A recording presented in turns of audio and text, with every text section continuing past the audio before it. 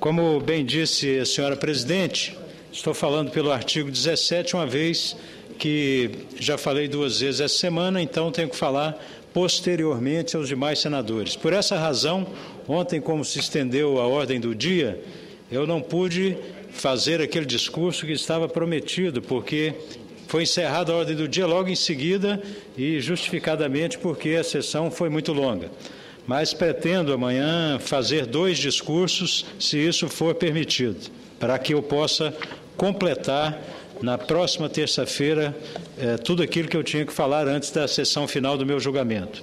Senhora presidente, senhora senadora, senhores senadores, a Comissão de Constituição, Justiça e Cidadania do Senado aprovou ontem a constitucionalidade, a legalidade e a juridicidade no processamento da representação contra mim no Conselho de Ética e Decoro Parlamentar.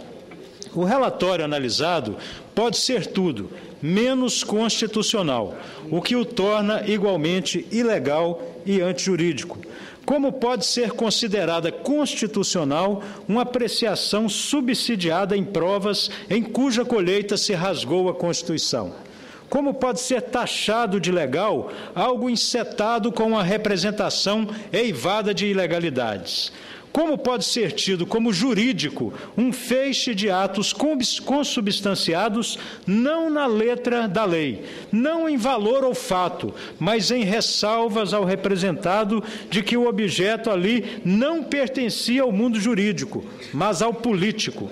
O julgamento político não pode ser feito de qualquer modo. Essa modalidade de processo, de quebra de decoro parlamentar, é apenas uma espécie do gênero administrativo, cuja única particularidade é de, na última sessão, quando do escrutínio secreto, não necessitar o julgador senador motivar o seu voto, como tem de fazê-lo o juiz togado.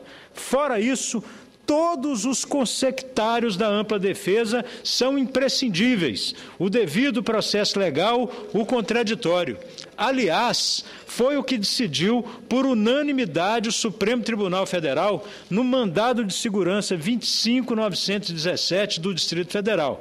Diz o texto do Supremo Tribunal Federal.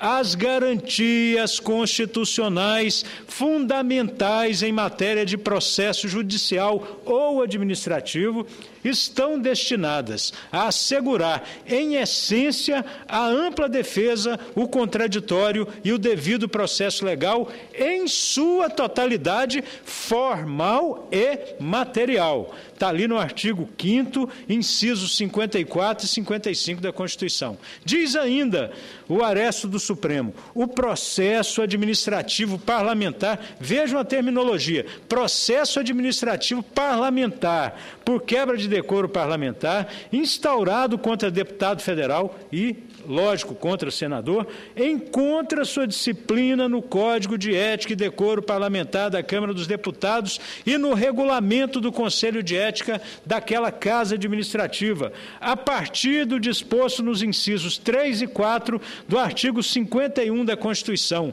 e se legitima perante o rol dos direitos e garantias fundamentais da Carta de 88, quando seus dispositivos são fixados pela competente autoridade do Poder Legislativo e prevêem ampla possibilidade de defesa e de contraditório, inclusive de natureza técnica aos acusados. Se não tivesse havido, a pressão avassaladora do noticiário intermitente, com volumes do inquérito que deveria ser sigiloso, a representação teria trilhado seu caminho regimental e legal, ou seja, o arquivo. Sua inconsistência é ofuscada pela pressa. No futuro, sem assodamento, alguém vai se perguntar como se pretendeu caçar um senador com uma peça daquelas. Dada a fragilidade da representação, o Conselho de Ética se serviu de diversos expedientes na tentativa de robustecer os relatórios. Aliás, a minha acusação feita na representação foi modificada uma primeira vez e foi modificada uma segunda vez, quando eu não tive oportunidade de me pronunciar. Então, é como num processo judicial, disse o Supremo.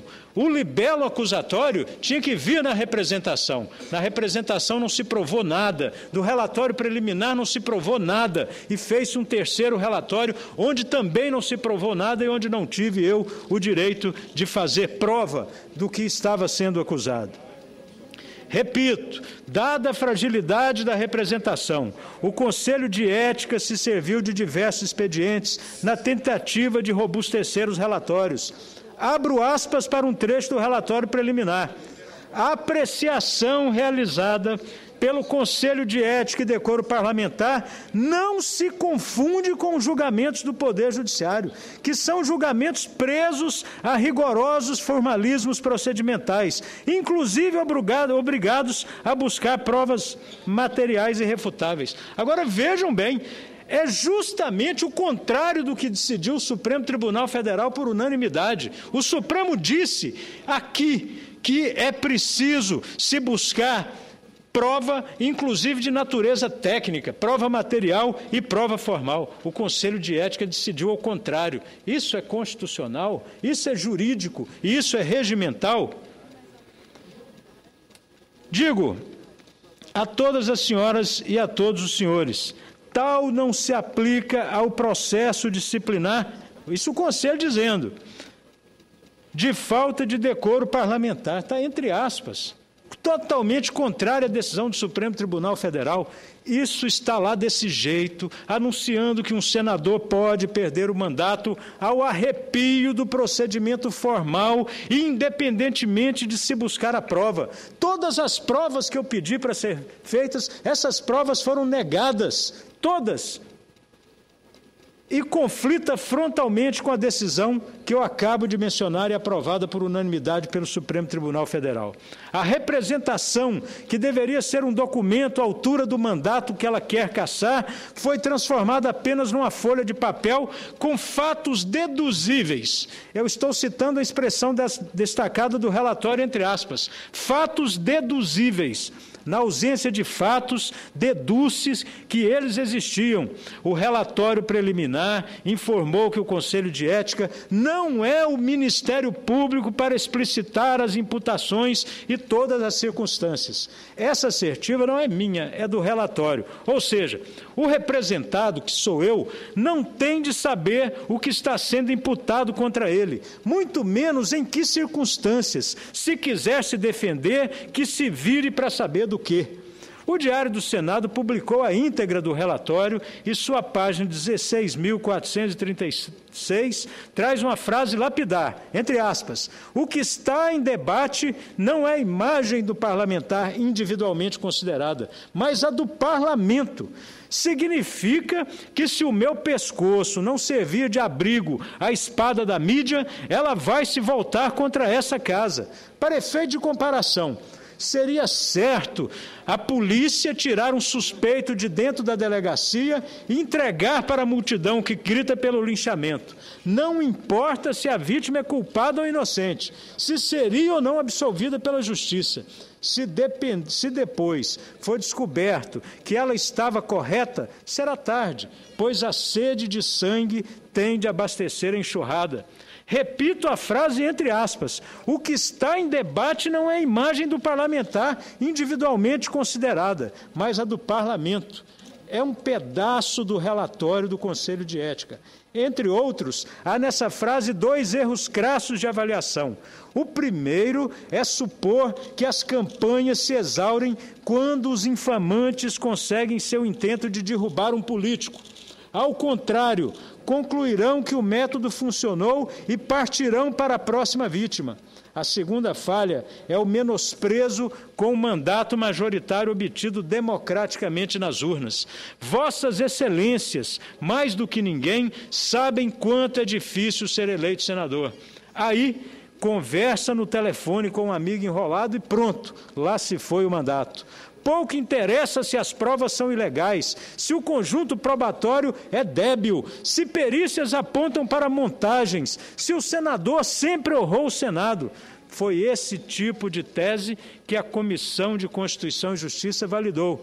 De agora em diante, toda vez que a imprensa falar mal de um senador, a solução será sacrificá-lo antes que as baterias se voltem contra o Senado. O correto é o respeito. A imagem do parlamento se aprimora às vistas da nação quando ele age para garantir as conquistas constitucionais a todas as pessoas, inclusive a seus integrantes. Em diversas páginas, o relator se esforça para me fazer protagonista da CPI dos bingos, com intensa participação, entre aspas, como implacável inquisidor.